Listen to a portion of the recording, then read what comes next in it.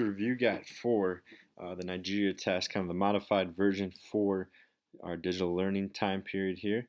So first kind of question here, what do the political systems of Mexico, Nigeria, and Russia have in common? Well, first off, it's a federalist structure. They have states and things. Yes, there is some corruption as well. They've all had to deal with election irregularities. They do have a bicameral system, two houses, and this is kind of to help out with the regions and things like that.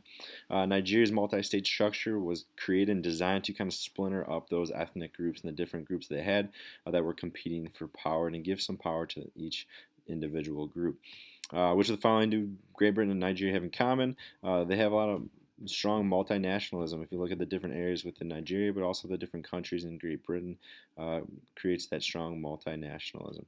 Authoritarian regimes usually lack the rule of law, so the rule of law we'll get to here in a bit.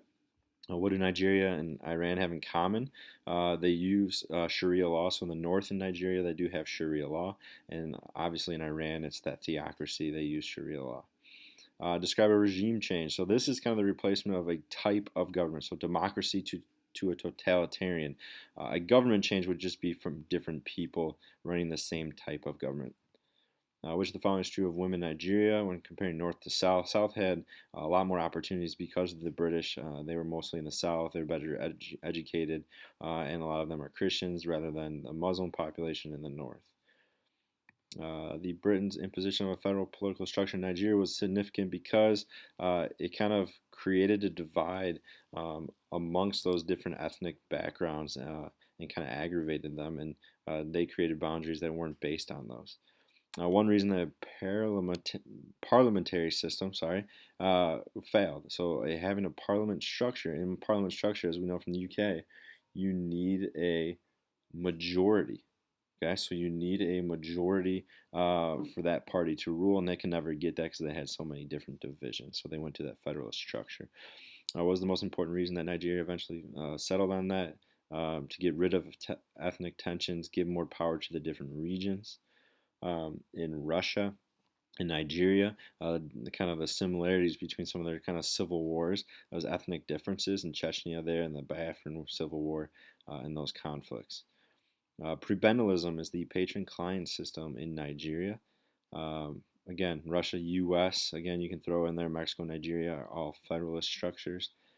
Devolution, we've used this term often, is giving that power from the federal government, the central government, to local governments, and it's used in Nigeria, so to lessen those ethnic tensions. An example would be in the north, they have their own Sharia courts to help out with the Islamic population that wants to guide some of their laws based on Sharia law.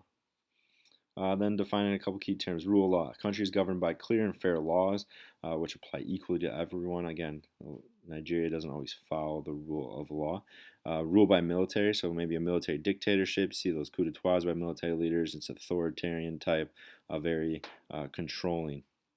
A representative democracy then would be where your citizens are electing the officials, and the officials then, the representatives, are making and passing laws to kind of use what their people that voted them in said and use that to make their laws. And then a form of democracy would be direct democracy, where everyone has a say. This is kind of only possible in a small setting, hard to do in a large country, but direct democracy, everyone decides on those initiatives.